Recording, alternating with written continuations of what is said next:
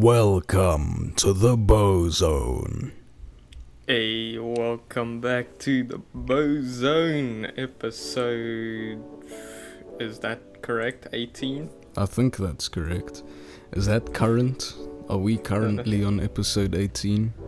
I don't know. This is all happening so fast again. We skipped a week though. Yeah. That's why it's confusing. Because we are on episode 18. We released the Halloween special and then actual Halloween came and things were just too busy. For him, sir. I don't do. South Africa doesn't have Halloween.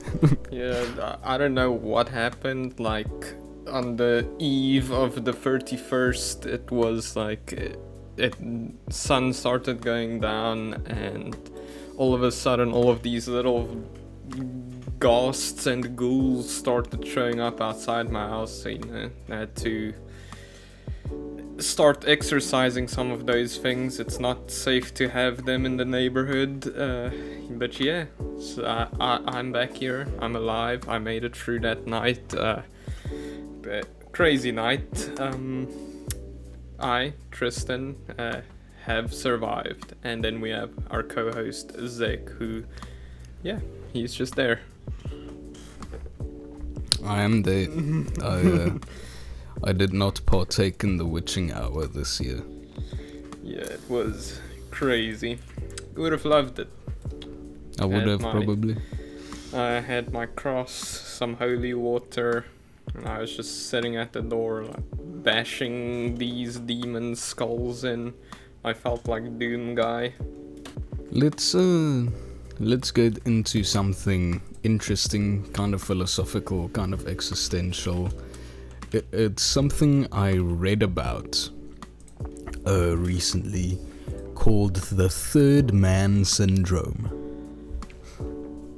where basically a lot of people, like in plane crashes or who get lost on mountains and things like that, report seeing another person there, but this person wasn't real. And this person helped them and kept them going, like when they wanted to give up. And this is called the third man syndrome, which is an illusion where you see another person when you are stranded. Yeah, I've heard of this before, and I think the scientific explanation for it is like your brain tries to cope with this traumatic experience and gives you, because you always want someone there with you to help you through it, even if it is a figment of your imagination. And yeah, that sounds so strange to me though. Like, it's almost like, what's that one movie, Fight Club? Yes. I'm just imagining a situation like that and then realizing, oh wait, that guy wasn't even real. Yeah. I can't even start to imagine a scenario like that. Yeah, and people, each person kind of has their own experience. People who report having experienced the third man phenomenon, and some people only say it's a voice, some people say they feel an incorporeal spirit, some people report actually seeing a person, but it's not common. Like, I'm looking for examples and stuff. There's maybe like 4 that I've seen, but it is cool to think about, where, even when there is nothing left and you're on your own and you're in this horrible place, horrible situation, you got someone there with you. This person might not be real, but they're there. If you're like a very big believer in any religion, you could say it's like, let's say Christianity, because that's the one I'm the most familiar with. Like, they could say it's like the Holy Spirit or something that's there with you, guiding you and whatnot, which hey, I mean, if it's true, then, like, yeah, you got a guardian angel there watching after you, because, yeah, do you know if the people who reported this, like, event, if any of them were, in fact, a very spiritual person? Or No, really none that I read about actually talked about spirituality in it, or religious anything in it. But what I want to talk about is there isn't a lot of reports about the third man syndrome, and that got me thinking, right? Is it just coincidence how these people's minds work to conjure up the other person, or is this really coded into human biology? But most of the people who have experienced it unfortunately did not make it out of their predicament. Like, how many people got this man but never lived to tell the tale? Yeah, I can't, like, if you take all of the bodies up on the Himalayas, like, the Himalayas are covered in bodies, from what I've heard. Can't tell you from experience.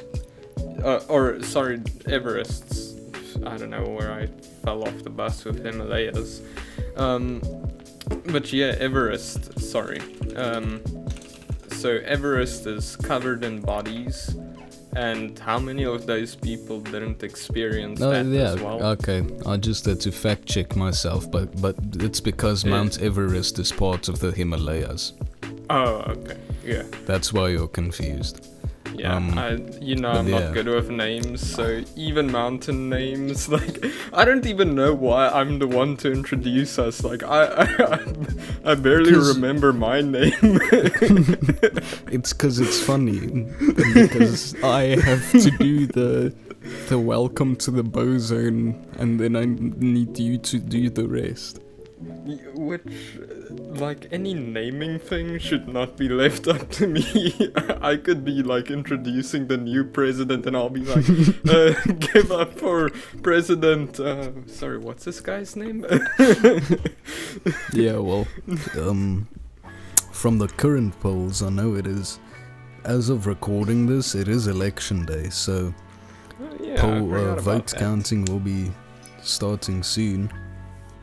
I mean, I'm here, and I forgot about that. That's why there's so many flags in people's cars. Vote this, vote that. Now I get it. I've been completely oblivious. That's not.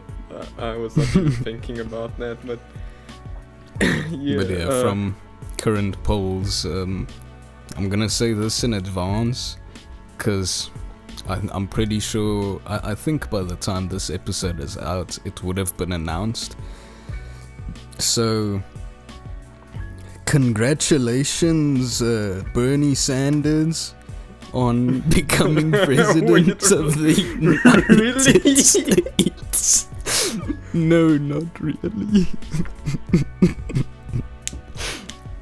I don't think Bernie is even running this year. I would have been so surprised. Oh, how is what's his name? Not the Rat King. Vermin? Vermin Supreme? Yeah. No, he fell out. I think it was like since this is final election, he fell out like 4 elections ago.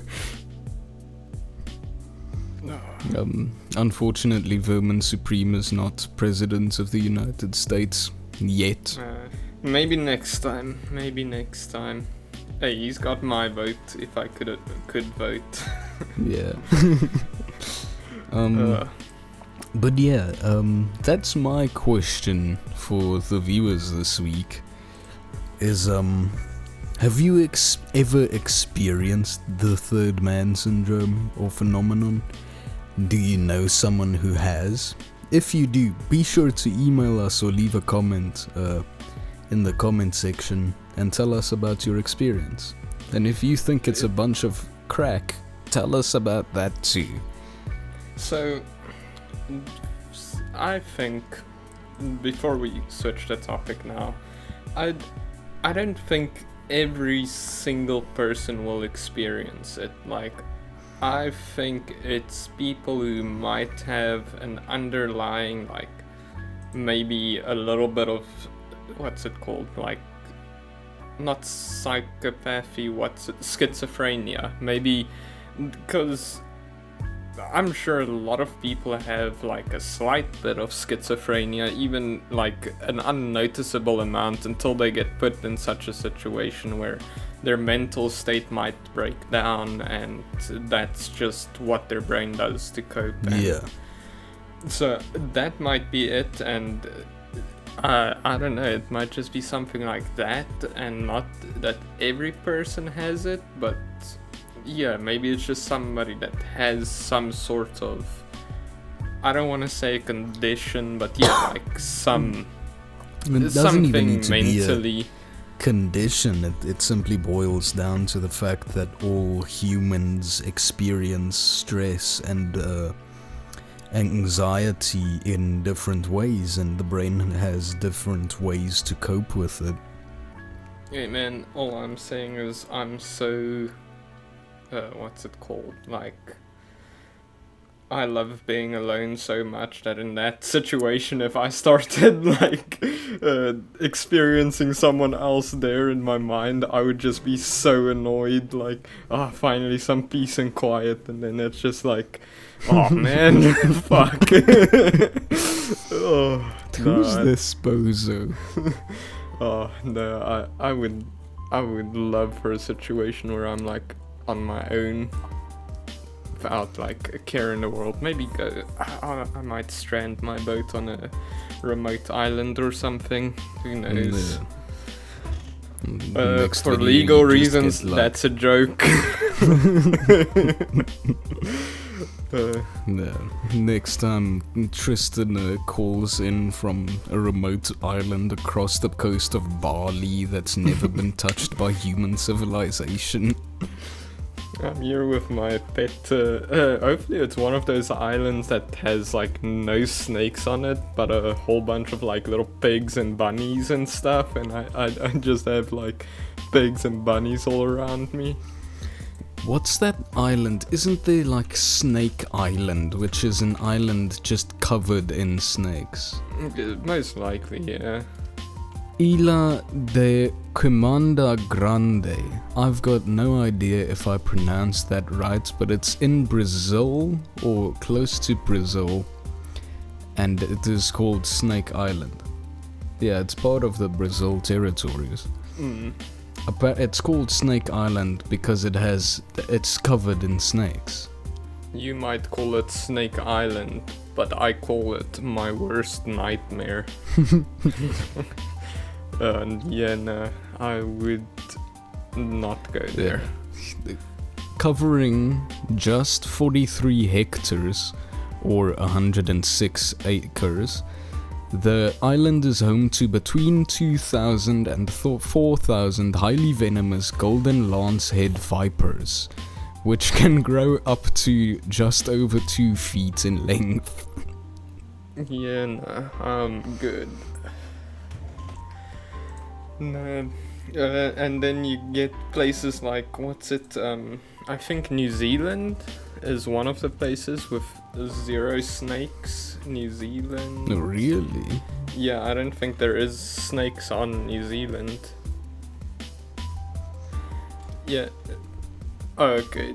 So New Zealand doesn't have any native snakes, but it does have sea snakes that occasionally visit its waters. And that's interesting. I know when I was in Jamaica,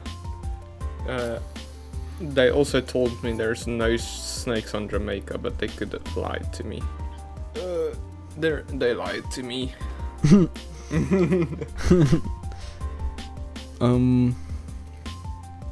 Let's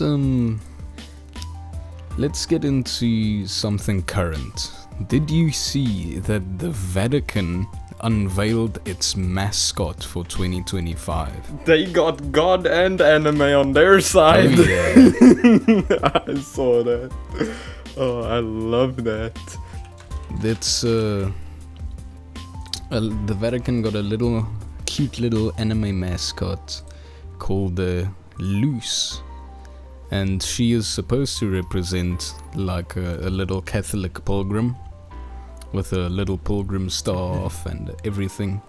Got a little raincoat on. It's very cute, I must say. I think the quote from the like Archbishop was that the thank you for yes, that guy was that they want to come a bit closer to the pop culture that the young people love. So the Vatican has made its own anime girl. I love it. It's so adorable. Yeah, it is very cute looking. I love it. Oh. It's not in bad taste. It's a cute Yeah. little character, which... Yeah, it's not some big busty anime girl with it's just a little cutesy character. It's like a little Pokemon's. Like, the only thing that I can say that's bad about it is that the internet should not be trusted with anything. Yes. Just googling Vatican mascot Luce. I got some interesting pictures when I clicked on images. The Rule 34 artists have been hard at work, but for the actual character, I can't say anything bad. I think it's actually really cute that this big old church full of old people are trying to modernize religion a little bit. I just imagine the Pope like strolling in and he has a little loose figurine in his hand and the cross in the other hand, and it's just like, man, that would be a sight to behold. I'm waiting for it. People thought the religious future would be more like Warhammer 40k. Nope, we're going to anime. Everything will be anime by the year 2030. Man, I would not mind. As long as it's done in like a cute way. I don't want everything to just be tits and ass. But anime tits and ass. Do you remember when we went to the Rage Expo? Yes. A couple years ago. And I don't know if you were there, but me and our friend from the Bozone D&D channel stopped by a tattoo booth. Interesting. And these tattoo guys were making tattoos of anime characters. Like, you could go and get an anime tattoo, and this one guy looks me dead in the eyes and lifts up his pant leg, and says, "You look like you want one of these." And it's that girl from My Hero Academia. Let me find her name. Himiko Toga, the crazy one with the blood syringe thing from My Hero Academia. Full tits out on this man's leg. Oh, that's amazing. What a baller guy. And I couldn't believe my eyes that this was a... I would not get that tattooed. No, I politely told them no. That guy is a courageous man. Like, I mean... I don't think anything bad of people like that. I'm just like concerned for them in the like opinion of others. Like, I feel bad for what others might think. Like, I'm like, hell yeah, that's sick. Obviously I wouldn't get it for myself, but yeah, it's interesting. If that's what he likes it. Yeah, I mean, we're both talking as people with tattoos, and I must. It's not like a tattoo bad thing. It's that's a bad tattoo thing. Yeah, you do not want that on you for the rest of. He's gonna be like 80 years old. His grandchildren's like children are that gonna guy's ask not him. getting children. True. Yeah. But Nothing against the culture. I know there's like this whole weeb culture, right? But I don't think anyone should be getting like thigh-sized naked woman tattoos. hey, my one uncle, he's the chillest guy ever. He loves tattoos and he's filling up his body with tattoos as time goes on, and it's like good. Like he pays a lot for them because he doesn't want any shitty tattoos. And he has this like mermaid tattooed on his like arm here, but he's a big guy, so he has like these big muscular arms, and obviously the mermaid has her tits out because it's a mermaid. And it's like right on his bicep, so when he shakes his arm, he says he can look down while he's like jorking it and like the tits shake. That's fine. It's such a cool tattoo. I'll show you a picture of it though, but it is a really cool tattoo. And I mean, he is such a cool dude though. Like it depends. Like if it's done tastefully, again. Yes. Like if it's just like anime boobs because it's anime boobs, then That's exactly what it is. It wasn't tasteful. It was just anime boobs because of anime boobs. And that's what kind of makes it not good. Yeah. Hey, but like I said, I wouldn't judge someone off of that. But it is, I would just be like, that was a poor choice. Maybe he needs Going to, like... forward, maybe you must rethink your decisions, buddy. Yeah, that... I bet you what happened was he was probably with a bunch of friends. They all are nerds and stuff, and he was like, hey, wouldn't this be funny? And everybody was like, yeah, it would be so funny. He got it, and then immediately after, like, maybe not immediately after, maybe like a year or two afterwards, he's now like looking down at it, and he's like, man, I really fucked myself. Let me talk about something. Sure. Something awful. So, as you know, I like Venom. I really like Tom Hardy's Venom movies, right? Interesting. I don't think they're great. I don't think they're horrible. I like watching them. I think it's good. But now I watched Venom 3, Venom The Last Dance. So before we get into our movie and TV show recommendations, I need to do the anti-recommendation. Because holy shit, it was bad. And a lot of people will say the first two Venom movies were bad, but this was really bad. Like, not as bad as Borderlands, but it feels like for this Venom movie, they did everything in their power to make this huge, serious movie not serious at all.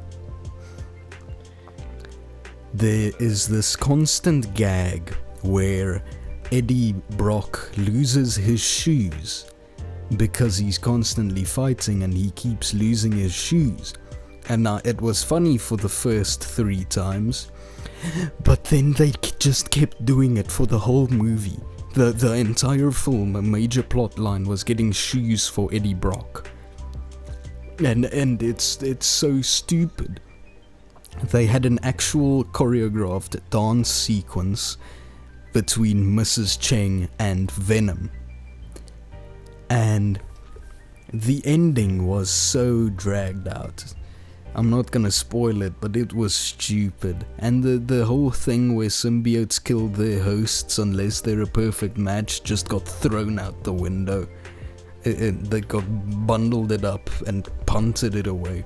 And I have never been more displeased with the ending of a trilogy in my life. Cause I was expecting huge epic finale that's supposed to set up this scene for Sony's Sinister Six movie, except it really just wasn't good. The villain was kinda cringe. Venom just lost all of his cool factor. They turned Venom into the freaking teddy bear level scary. Into a jongleur. They finally got some epic gore though. They let loose, they got some wicked gore, but in order to counteract the gore, they had to take away all of the credibility in the story writing.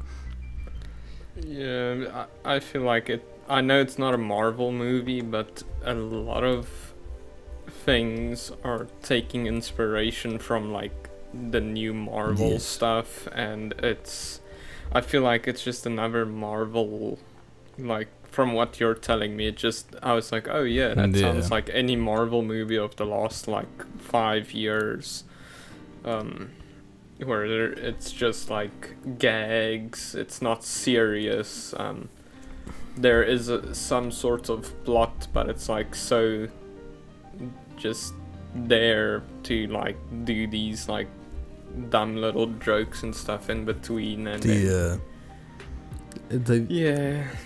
there really wasn't even a big plot line. I'm not sure. I couldn't. If you genuinely ask me what was the plot, I couldn't tell you. There was no goal. The main character didn't really have a direction. He just ended up where the fight is. There really was no. Literally the biggest driving force for Venom in that movie was getting new shoes. Oh, that's awful. Yeah. It left me a bit sad, but as you said, a lot of people try to copy Marvel's nice jokes they throw in between. Man, I hate that at this point. Like, it's gotten so bad.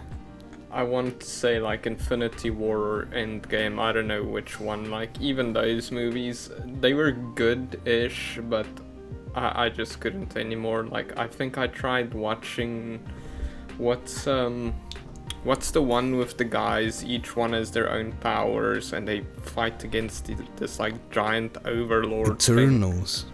Yeah, I was so excited for that because it looked so cool, and that was the only thing I watched after Endgame. And I was like, it's so horrible. Like, they were just making jokes. That was not good.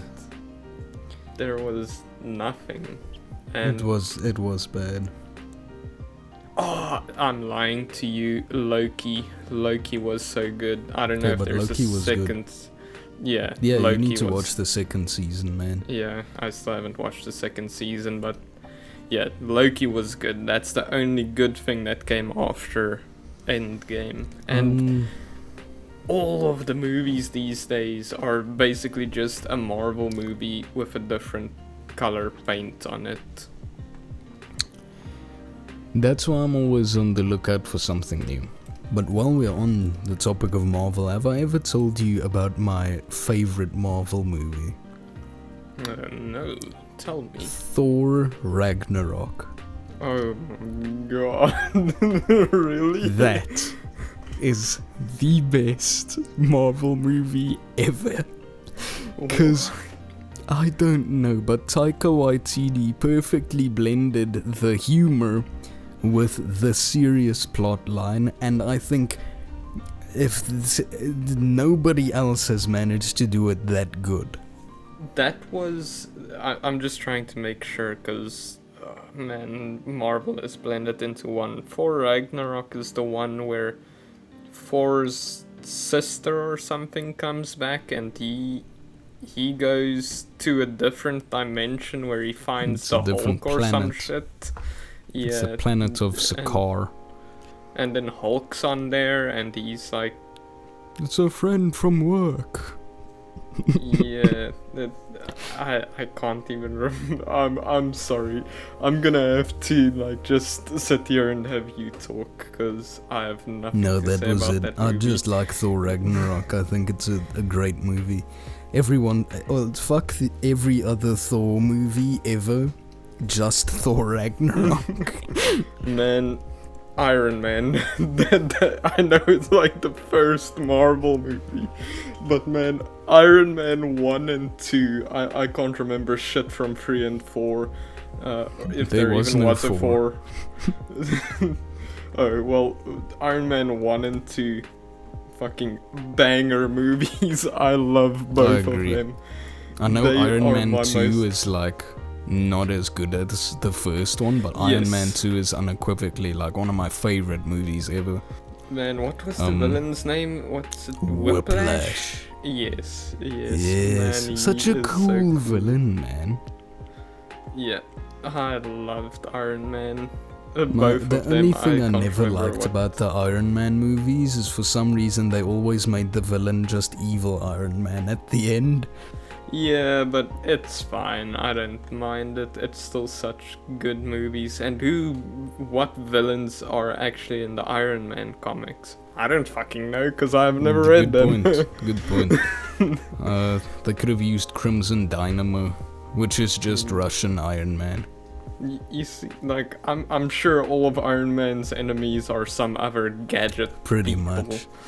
Yeah, so... Yeah, like there's this one guy who turned himself into electricity, so he just took over all of Iron Man's suits. And then he was just fighting himself. It's all of Iron Man's villains is just Iron Man with a evil twist. But you know what I don't I like? thought I walked into the Iron Man store. Little did I know, it was evil Iron Man store. Have you seen those? I love those scariest stories. We had like a bunch of episodes ago, we had like this whole segment where we talked about the evil thing. The creatures. I don't even know, like, Man, you need... I'll send you some videos. It's the scariest stories, and it's Oh, all boy. stories from the 2-sentence horror subreddits, and it's like, I thought this was a knife guy party. Little did I know it's the evil knife guy party, and I just love those. I love those. Oh. While we're here though, it is time for our mid-episode segment, the TV show Which and one's movie that? review. Oh yeah. Man, I've completely blanked on everything. This feels like the first episode we're doing. Let's go. Yeah, we miss 1 week and we just completely forget how the show works. Hey, I'm sure I have some sort of dementia or early onset Alzheimer's or something. It's like if it didn't happen yesterday, I forgot. Yeah. So, do you want to go first? I'll go first. Cause once again, we know, the viewers know, that if the world doesn't know yet, they will, that I love the Batman. Like Robert Pattinson's The Batman. Time and time again, I have found myself raving about how much I love that movie. So this week I am recommending The Penguin, the HBO series following the Penguin after the aftermath, during the aftermath of the Batman. And it has been really good. Firstly, Colin Farrell's performance with all of that makeup on all of those prosthetics, which, by the way, did you know that entire face is made out of makeup and prosthetics? I did not. I haven't even seen the penguin yet. I need Okay, to. well, if you go Google Colin Farrell penguin, you can get a picture of how he looks and how the penguin looks. Oh, that is crazy. Right? Yeah, I can't imagine. Yeah.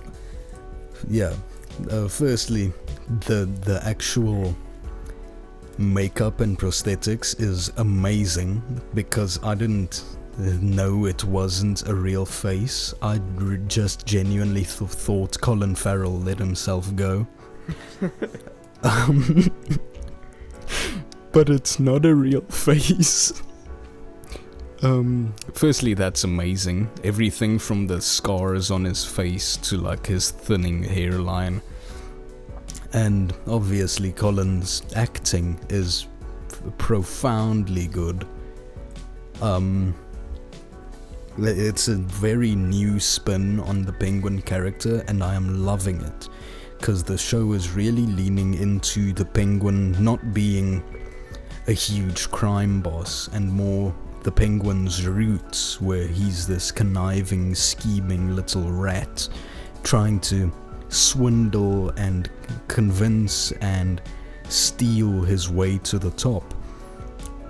And that's what makes the Penguin himself one of my favorite DC villains, is that he's not the strongest or the smartest or the richest, is that his superpower, in quotes, I did the little finger quotes, is genuinely his charisma. How he can convince people just to stab them in the back later, and then convince them to fight with him again, so that he can stab them harder in the back later. And they're really leaning into it with the show, and they're doing incredible with the actual world building in this version of Gotham, which it remains to be seen what else we get in this version of Gotham. So far I think it's pretty friggin' good. So yeah, I'm recommending The Penguin. Yeah, and I still need to go watch that Batman. And just one thing. For everybody like kind of faded from all the superhero comic book adaptations, if you watched The Penguin and you didn't know the names of the people in the Batman comics, you would not know that this is a comic book adaptation. They have essentially cut out all the comic book aspects of the Penguin and the gangs and made it a very believable kind of New York gang mafia show instead of a comic book adaptation.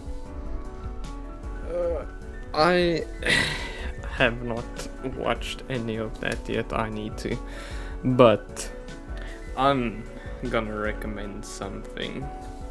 And I told you what it was quite a while ago when I first watched it, and I forgot to recommend it last week, I think, or did I? What did I recommend last episode? Yes. Yeah. Because I wanted to do it now, and I was like, no, I think I did it last week. The one where they get stuck in the town. Yes, and you need to go watch it. Man, I'm on the last season, but not all of the episodes are out yet, and I'm waiting for the next one. But I'm not here to recommend the show again. Just go watch it, it's so good. It's the Dragon Ball Super Broly movie. Man, I was not expecting to get this full on, like, high value, high production, amazing soundtrack, amazing plot line, just an amazing movie from a Dragon Ball movie, because I used to watch all of them. Like, when I was a kid, I watched Dragon Ball, Dragon Ball Z, Dragon Ball Super, and I watched all of the movies. Like, a huge fan of it. and it's never been like good. It's just like this mindless, like, oh, they're fighting, and it's whatever. It's just a show to keep me occupied when I don't know what else to watch. And Dragon Ball Sparking Zero came out, and I was like, oh, I forgot about the Dragon Ball Super Broly movie. It apparently came out in 2018 or 19. Man, I was blown away. It had the most fluid animation I've ever seen. It had amazing, beautiful fight sequences. It had, like I said, the soundtrack was so good. I got chills on some parts, and I was invested into the show. Like, I didn't think I was gonna get so invested to it. I thought it's gonna be something I watch like 15 minutes of it and then get bored and go do something else. Man, 10 minutes into that show, I was captivated with the story of Broly, because he's not just this like evil character in it. He has his own like story for what his, like, I can't say too much without spoiling the entire thing, but yeah, it's just such a good movie. They had some funny points in it, like they obviously made some jokes and stuff, and one of the best. I don't think I've ever watched a better like fighting anime movie ever. Like I don't think so. It's obviously not on par with something like Howl's Moving Castle, or what's the other one? I forget. But like all of the Studio Ghibli films, they're obviously but they're their own thing. Not gonna compare them. It's just such a great movie if you're just wanting a good storyline with good animation, good action, and yeah. Go check it out. I don't know a single thing about Dragon Ball. You don't even need to. I would say that movie is... you could literally just have that movie and it would just be amazing. Like, it's amazing on its own without any prior knowledge. I can't remember shit that happened in the show. Like, I mean, most people will know the concept of the Super Saiyans, like, they just get the blonde hair and whatnot. I mean, that's like such a big... Dragon Ball is such a big phenomenon. Holy fuck. Don't do that. I think I'm sweating a little bit. I'm just distracting you. Please continue. Yeah, but like, it's such a huge like cultural phenomena that I would say it's just everyone knows the like basics of Dragon Ball. Like, you got the Super Saiyans and whatnot. You don't need to know anything more than that. It's a great movie on its own. Yeah. Like, it doesn't tie in with... It does tie in with the story, but you don't need to know the story for anything to make sense. Fair enough, man. Actually, I would say the first half of the movie is sort of like a prequel to the whole Dragon Ball series, and then the second half is like the sequel, which that alone is amazing. Damn. So yeah, if you don't like Dragon Ball, go watch it anyway. Might. You don't need any prior information. And I don't think it's like a long movie. I think it's an hour and a half, like regular movie time. Speaking of anime though, it's a good time to mention something I've wanted to argue about. And in a lot of animes we get characters whose swords are set on fire, right? Yeah, or at least one or two, whatever. So I've been seeing an argument like floating around the internet that's probably been going on for years about how practical would a flaming sword be in actual like medieval combat. And a lot of people are saying, no, it's stupid, you're gonna burn yourself, you can't hold your sword right because it's on fire, and it's going to dull the blade, and your blade is going to stop slicing through things. And then other people are saying, no, but it's a flaming freaking sword, what do you mean it's not gonna work? And it's just so you got the fear factor to strike fear into the enemy's hearts. And I am on the side of the people who know nothing about actual medieval combat or swords, and I'm going to say, if I was a medieval peasant on the battlefield, and some guy in full plate armor wearing the symbol of his king or lord or whoever we're warring against ripped out of his sheath a flaming fucking sword, I don't care who my king is, I am going the other way. Because I'm not wearing full plate armor. Most of my friends probably also aren't wearing full plate armor. And whatever is keeping that sword on fire is probably going to set me on fire. Man, yeah. I don't know, depending.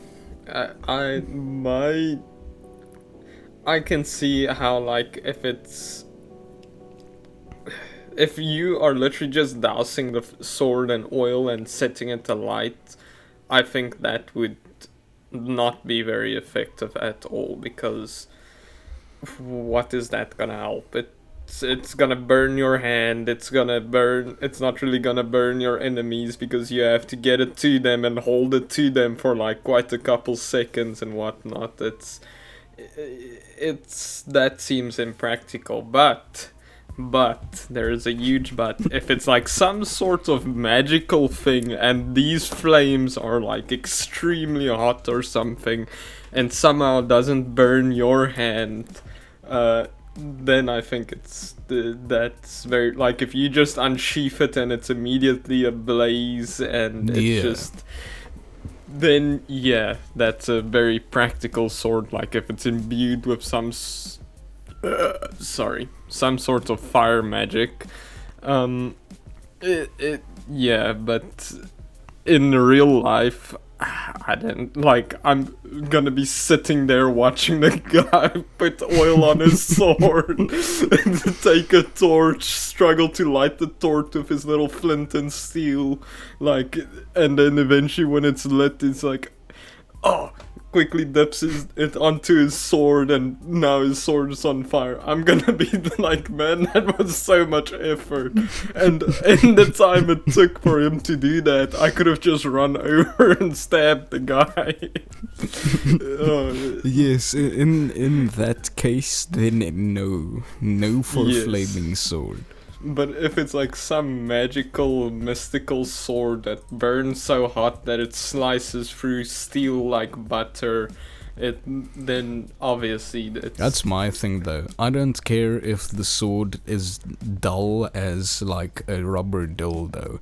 But if there's like this magic flaming sword, then I'm leaving. I don't know. I guess I don't see fire really.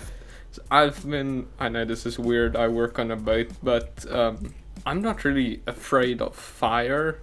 Like, I've been around flames a lot, and fire just doesn't scare me, so that's probably why I'm like, if there's a little bit of fire, like, sure. But man, I'm not scared of any fire stuff, so if that guy rips it out and he tries to hit me with it and I'm like, oh, that thing, like, what did that burn a little, but your sword's not sharp, I would just be like, fucking poke him with my little pointy thing. I'll probably be a peasant with like a hoe or some shit and just like whack him on the head with a hoe. I'd be the pitchfork peasant. I'm designated as a pitchfork peasant. I'm designated as a hoe peasant. I'm a potato farmer. I've already discussed this. I'll be the Kingdom's like number 305th potato farmer.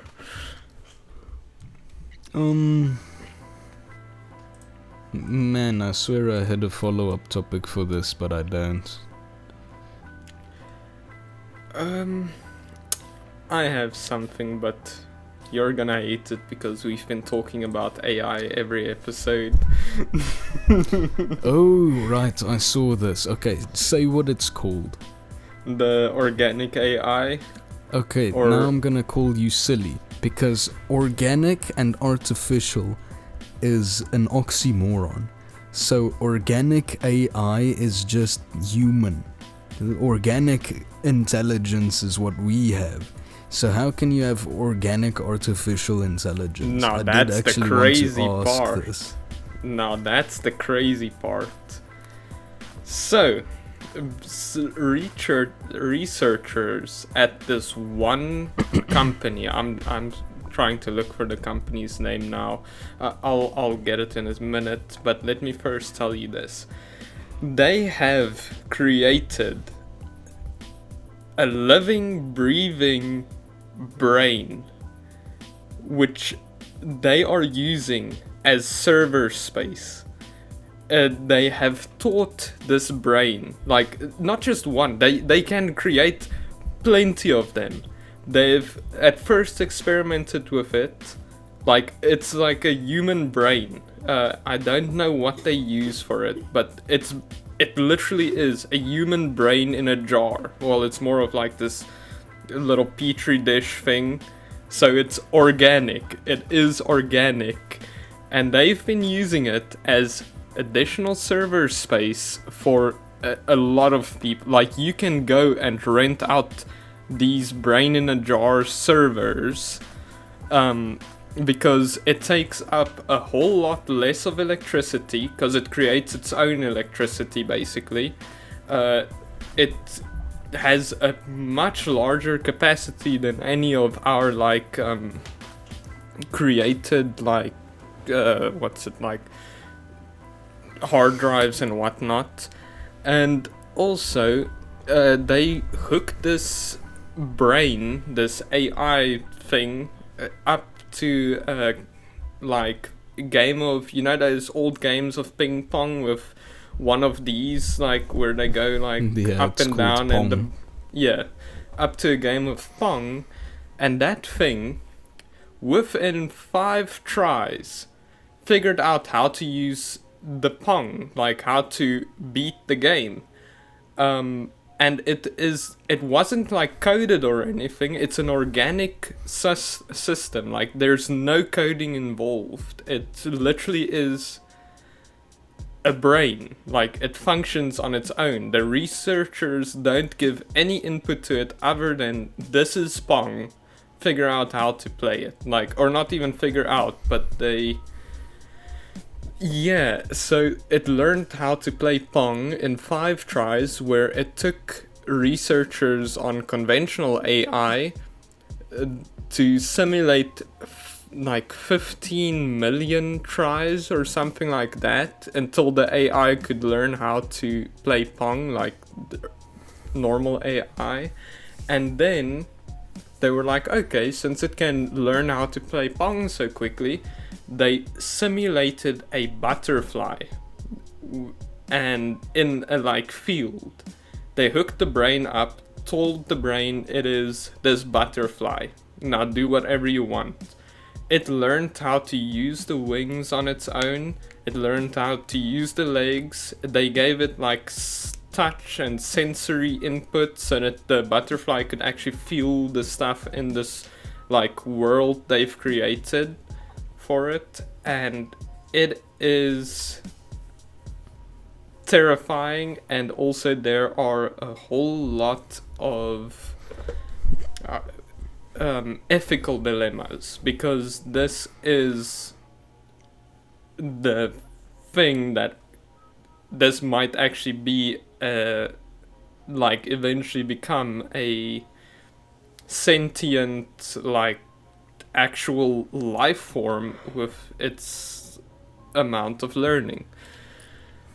Terrified is the right word. Yeah. It's called Another Brain. It's a new kind of artificial intelligence inspired from how human brain works, which is much more powerful than the already existing AI technologies. So yeah. Whew, that This just gave me a is fucking flashbang. bizarre. Imagine if the guy that's working on it is called Jojo. Oh my This is fuck. Jojo's Bizarre Adventure. I have to put some reference to Jojo in here. Yeah, we gotta have one JoJo reference in every episode. How? I don't even know how they created it. That's the first thing I thought of, was this is terrifying, because now you've got brains interfacing with technology, which sounds even faster to... It sounds like that could faster... What's the word I want? That could fast track the AI apocalypse, firstly. And secondly, is what are the moral implications of enslaving a thinking brain? Well, technically we're already doing it because they are renting out the brains as server space, so we're basically already making basically Matrix. But obviously it's not like a real human, it's like whatever petri dish they cooked up to be like a brain.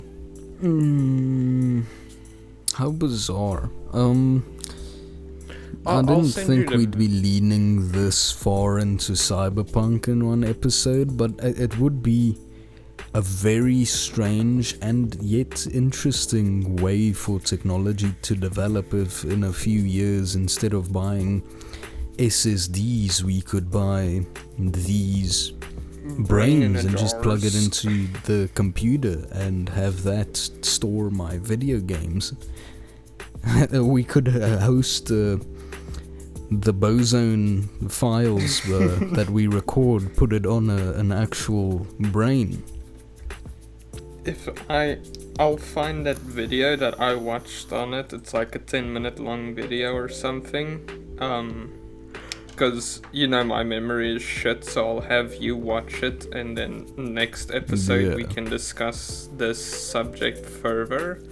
Yeah. I just didn't want to spoil it by sending you the video early, because I was like, that was crazy to me. As soon as I find the video, I'll send it to you, but it's terrifying because the fact that it could simulate a whole world and a butterfly, and that brain thinks it is the butterfly, that kind of confirms the simulation theory for our world, because if we can simulate a world for this consciousness, who's to say something that we can't even fathom isn't simulating our world and we are those butterflies? Yeah, that's... that is... Now we've gone into an existential deep end. Well, and that is just something that I was like, that is the most terrifying parts of it. Like... Yeah, that could be the truth. And meanwhile, I'm forgetting things because someone rented out some server space in my head. And now I can't remember where I left my keys. Yeah, I mean, there's nothing we can do about it, but it is like... Man, if we can do it, who's to say something else couldn't? Yeah. My question for our creators is, why did you put me in a universe where the Borderlands movie was released? If I could ask one thing of our cruel gods, is why would you let me live in a time where I have to watch one of my favorite video game franchises be butchered? That is, yeah, it's a terrifying thought, and that with all of the bad stuff happening, it means there is just cruel gods out there, probably just memeing us, like, you know what would be funny? Give them COVID. Let's see how they deal with that. Here's a funny tweet from Gideon Rachman. I don't know who that is, but I just want to bring it up quickly because it's funny. As we know, North Korea has started moving into Russia to aid the Russians in the Ukrainian war. And this guy says, a usually reliable source tells me that the North Korean soldiers who have deployed to Russia have never had unfettered access to the internet before. As a result, they are gorging on pornography. Hell yeah.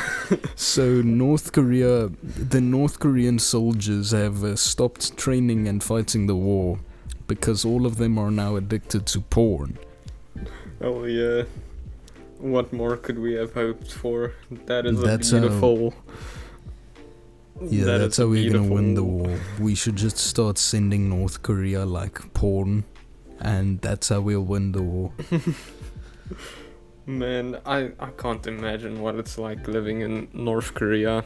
That just sounds terrifying. I think that's even worse than snakes.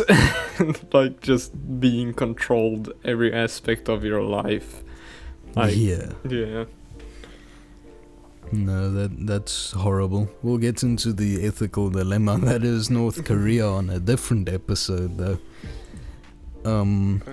Because wait, let me lube up my throat. Because it is time for everyone's favorite weekly segment. My phone just fell. That's not good. Video game suggestions. Let's go. You can go first because I haven't been playing video games. I will go first because this isn't really a suggestion. It's more of a half suggestion. It's not an anti-suggestion. It's not a suggestion. It's a do it if you want suggestion. And that is gonna be Black Ops 6. I've been slowly playing through the Black Ops 6 campaign during my free time. And if I had to describe it in one word, I would use okay. Because it's really not that good, but I'm not hating it. It is enjoyable, but it's just okay, which is not gonna fly. You have a AAA video game company charging a frankly absurd amount for a game that I can only describe as okay.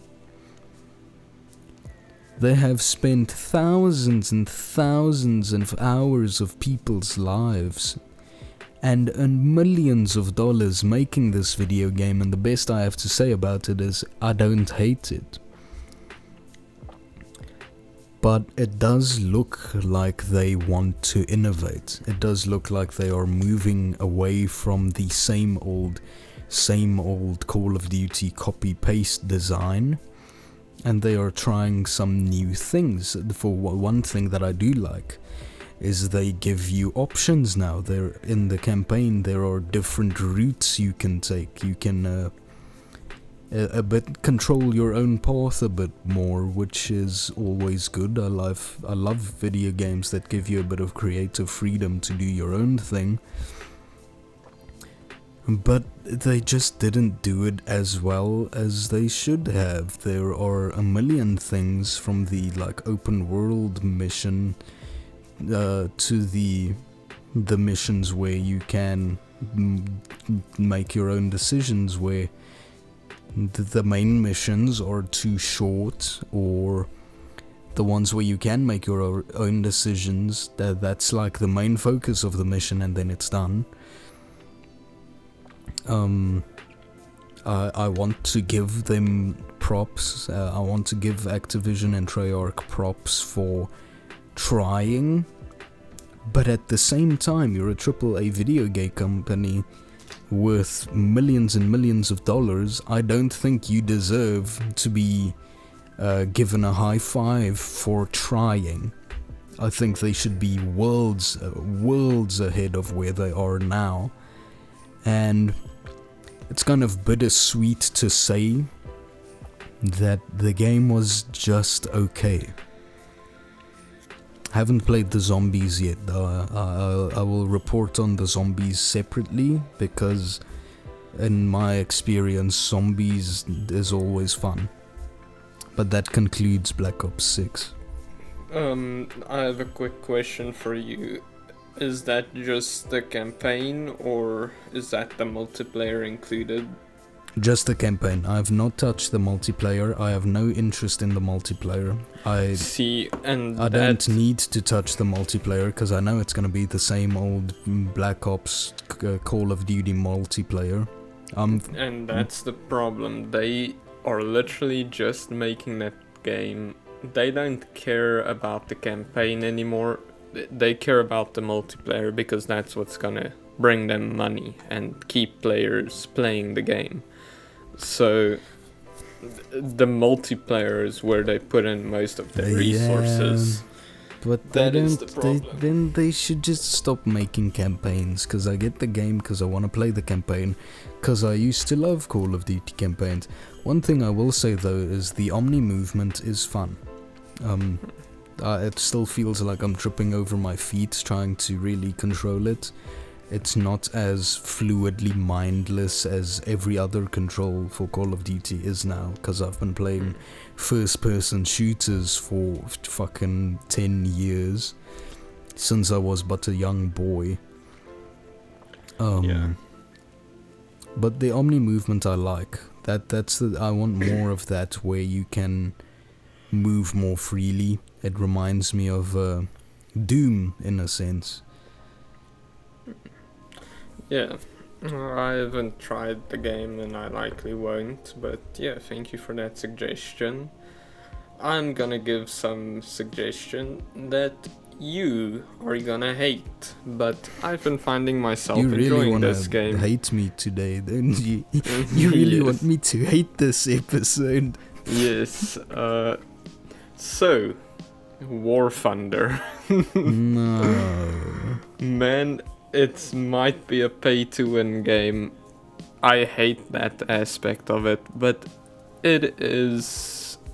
I've found myself enjoying just going into a tank and blowing up other tanks. It's such a...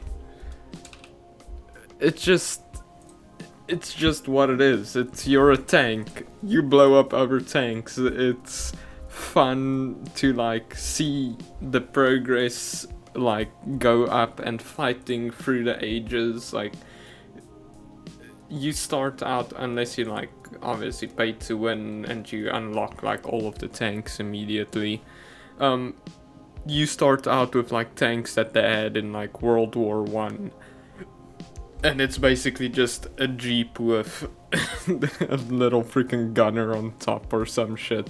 But yeah, it's just a fun game where you just shoot other tanks with your tank, and it's very in-depth. Like, I haven't really gotten so into it, but like I found myself playing, like when we are waiting on you for D&D, or when I just have some free time, I just play War Thunder. It's because you can play like one game and that's it, or you could play 10 and that's it. It's just fun to play it. It's unironically a fun game, but with the drawback of it having pay to win in it, which is very unfortunate. Like, it could have been such a great game. I think it would have had so many more players if there wasn't a pay-to-win element in it, which... Yeah, I am depressing myself because most games these days have pay to win. I heard that Black Ops 6 you could pay for quick progression so that you unlock the later guns that you're not supposed to have when you start the game. I wouldn't be surprised if you can. Yeah, no, our one friend told me that, Lemonidas, he told me, like, you can buy the guns that you're not supposed to have at, like, level 1 if you start the multiplayer. Which, every game is gonna go into the pay-to-win area, and that just sucks. I hate it. Because it's not fun to play a game like War Thunder. It's fun when I'm playing against other people on my level. Then, every now and then, I get into a game and this guy has a premium tank. Like, most of the tanks you can unlock just by playing the game. But there is, like, certain tanks that you literally can only buy, and most of the time, those tanks are extremely good. And that part I hate. Like, if they made everything unlockable without having to pay for it, I would not have a problem with the pay to progress aspect, but because of those like premium tanks where you can only unlock them by paying, that's the only drawback of the game. But other than that, fun game. I really enjoy it. That is actually why I stopped playing it. 'Cause I did play it a lot. I've got, not a lot, but I got like 50 hours on the game. Yay. Yeah, that's which more is than I a have bit. currently. It's a little bit. And the only reason I really stopped, I think it's a great game, I think it's awesome. I just don't like pay to win aspects in games where this guy paid money.